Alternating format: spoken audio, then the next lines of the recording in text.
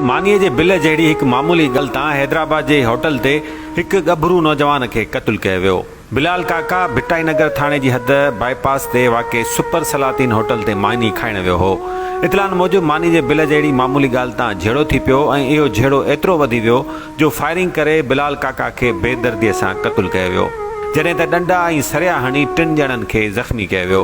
ॿुधायो वञे थो त बिलाल काका इसरा यूनिवर्सिटी में गार्ड तौरु नौकरी कंदो हो। बिलाल काका जे क़त्ल ते संदसि अमड़ हंजूं हारे संदसि खून सां इंसाफ़ लाइ इल्तिजाऊं करे रही आहे।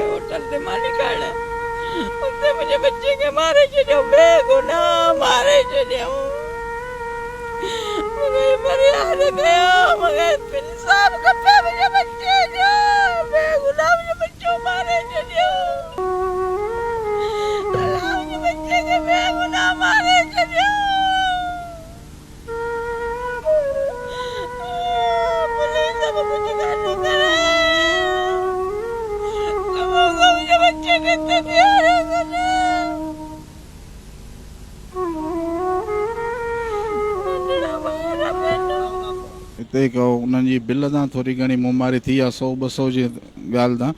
उन तां दारिया जेका असां वटि हिते सिंध किते काबिज़नि पठाण उन्हनि 7 खां 8 ॼणा जर्जी छोकिरे खे कुझु सरिया आया आहिनि, गोली आई अथनि ऐं उनखे बेदर्दीअ सां मारियो वियो आहे। असांखे इंसाफ़ कयो वञे। वाक़े बाद मक़तूल बिलाल जे वारसनि इंसाफ़ लाइ बाईपास ते लाश रखी धरणो हणी छॾियो, जिते जिस्कम अॻवान डॉक्टर नियाज़ कालानी समेत ॿिया सियासी समाजी अॻवान पिणु पहुता। काइम मुक़ाम गवर्नर सलाह दुरानी चए थो पठाण खे कुझु बि थियो त मां वेठो आहियां। सिंध असेंबली में करारदाद थी पास थिए त जेके बि धारिया हिते आहिनि उन्हनि जेके आबादियूं कचियूं आबादियूं उन्हनि खे पको करे लीज़ कयो वञे। असां सिंधी माण्हुनि खे कराची में रहण जी जेको आहे इजाज़त कोन्हे, पर धारे पठाण खे आहे, अफ़गानी खे आहे। कराची में ई जेको आहे असांजा जेको केतिरा सिंधियुनि खे शहीद कयो अथऊं। वरी राति हिते हैदराबाद में जेको आहे असांजो नौजवान साथी बिलाल काका जेको आहे उनखे बग़ैर कंहिं जवाज़ जे हुन ॾोह इहो आहे त हू पठाण जे होटल ते मानी खाइण आयो आहे। बग़ैर कंहिं जवाज़ जे हुनखे धक हणी, शीखूं हणी, गोलियूं हणी हुनखे जेको आहे शहीद कयो अथऊं।